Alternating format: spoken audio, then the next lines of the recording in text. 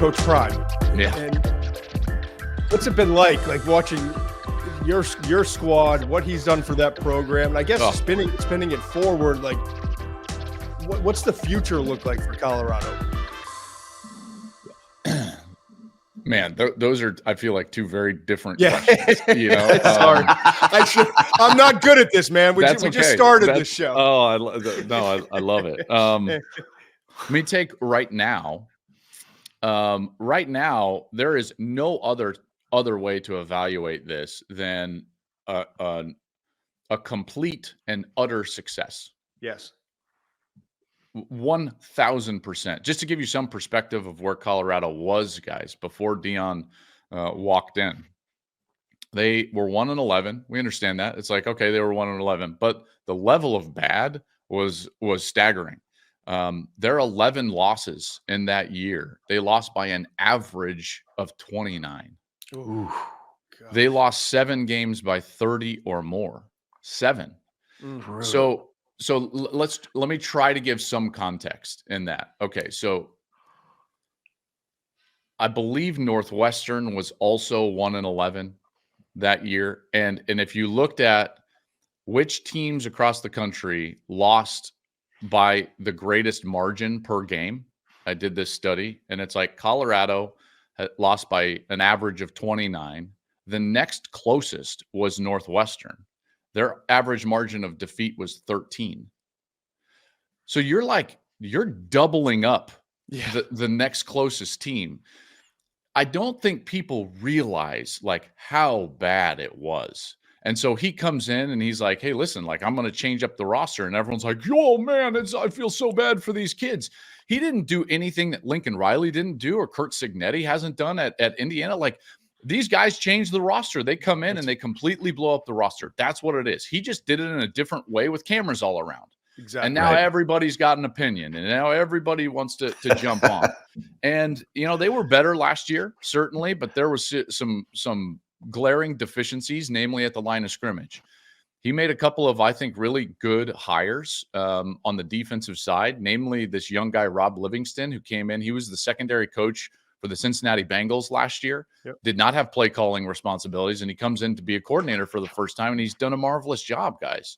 Very much in the same vein of a Joe Brady when he was hired to coordinate at LSU. He had not called plays for, what was it, the Saints, right, Todd? Yeah, the Saints at the time.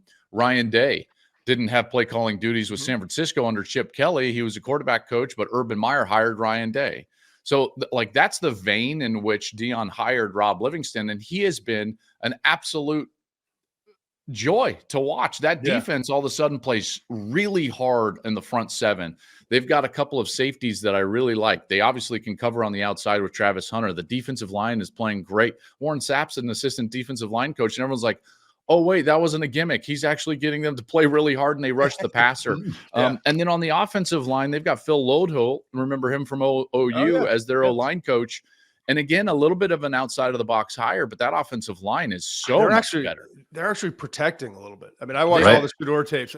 He's actually getting a little bit of time. That's exactly right. And when you give a little time to him with those receivers, it becomes a really good offense. Yeah. So now they're 6-2. They're 4-1 in the Big 12. They've got an outside shot to go to the Big 12 championship game, which then becomes a 60-minute coin flip to go to the college football playoff. And we're talking about a program that lost by an average of 29 2 years ago. So I get worked up because I'm like, where are you at now, haters? What are you going to talk about now with this guy? And it's not just flash. This is substance. Yeah. They're playing really quality football. And I do think Travis Hunter is going to deserve not only a trip to New York for the Heisman Trophy, but real consideration for that trophy. Yeah. I think Shedeur Sanders has to. I think Shedeur Sanders at this point would absolutely be first-team All-American. Maybe Dylan Gabriel sneaks it from him because of his season, but look at what Shedeur is doing. So, that's a real thing, guys, and I'm really proud. I'm really proud of him. I was close to that process, and I know it was outside of the box, and he has done incredible things for not only the university, but the community at large, and then obviously the program as well. Yeah. That's great.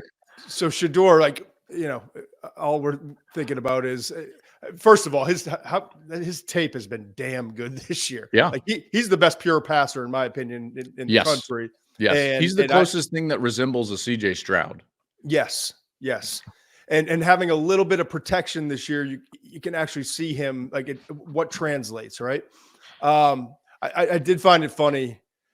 Dion, we had a clip the other day, and I was going on a rant let's just start in dealing in reality of Shedeur may be dictated in terms of where he goes by Coach Prime, and it is what it is. So let's start talking about it. We had that with Eli, we had that with John Elway. It wouldn't be unprecedented, And so I noticed that someone actually sent me a text and said, check out who liked your clip. It was Coach Prime. And I'm not naive enough to think that he's sitting around watching the McShay show in the first week, it's inception. So there was some intention behind that, right? Totally. What do you like? Coach Prime, Shedeur, how I'm not going to put words in your mouth, but I think how this could play out and what their intentions are. What do you take us behind the scenes a little bit in terms of what you think the draft process might look like for Shedeur? It'll look different than most draft processes, because every process that they have had, whether it's Dion as a coach, Shedeur as a player, the way that they promote their own team, themselves individually, it has looked different than anything prior that we've seen. So moving forward, we're about to see a draft process that looks different than anything that we've ever seen before, because that's been the precedent that they've set with everything that they've done. And that's not a bad thing. I think that Dion is incredibly smart. He is really smart. Everything he's done ever since he's been in college. Think about inventing the primetime persona and what that did. This guy has been ahead of his game and ahead of the sport in general forever.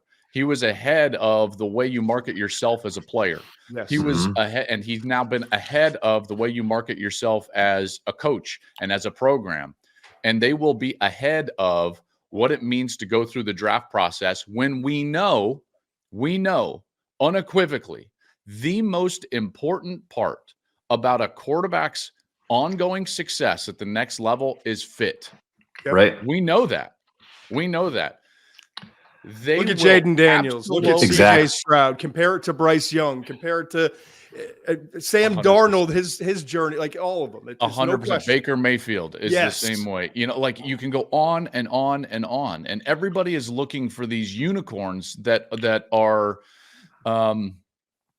fit independent, and it just doesn't happen. Yeah, it just doesn't happen, guys. And so, if we think that they will just allow Shedeur to go to wherever, the NFL wants to send him, we got another thing coming. That will not happen. There is no chance on the face of the planet that Shedeur winds up in some place that they don't want him to be. And they will vet that process. They will vet the coordinators. They will vet the head coach. And more importantly, and this is where I think Dion's even better, it's not necessarily just about scheme fit and coaching fit, but organizational fit. Because as we know at the next level, it is incredibly rare for an organization's team to have success when their front office is a mess. Yep. The front office and ownership specifically. You don't see really bad owners win at the top end. You just don't see it really in any sport, but certainly at the National Football League. And so they'll be ahead of that. There's not a doubt in my mind that they will be ahead of that. And that's why and it's not even just teams that'll be in the top 10 that could trade around. I start thinking a little bit outside the box of even aging quarterbacks that are playing for coaches that we know are great coaches and working for great owners. I'm just going to throw this out, and I know this is wildly early. I love it. That's what we're here for. Rams. I knew he was going to say it. It's a great place for a young quarterback to go. I mean, Stafford's got 2 more years on the contract. He's 36 now, I think. It's LA. It's Todd McShay. It's Stan Kroenke. It's an older quarterback that knows he's not going to play forever. Right. Great system, great coach, great guy to learn. And you know what? I'm old school in a lot of ways. I'm here for it. I'm here for it. You know, like it's entertaining. If nothing else, this is going to be incredible to watch. It's going to be incredible to watch, right? Yeah. We've never, and like, you know, the Mannings were the difference. It's kind of like you talked about when he took the job and turned over the roster. Some people do it and it's just kind of accepted and it's behind the scenes. They're going to do it different than the Mannings did it. They're going to do it different than Elway. They're going to do it's going to be in your face, and people are going to be screaming about it. Old GMs who are on television are going to be pounding it. You know, this isn't the process. I get it, but is he wrong? No. Right? Like, you know, he's not going to be wrong. You might if not. If it was your kid, how would you handle it? Exactly. If it was your kid and you had this amount of leverage, wouldn't you use it? Absolutely. Well, of 100%. course. Yeah. Well, of course.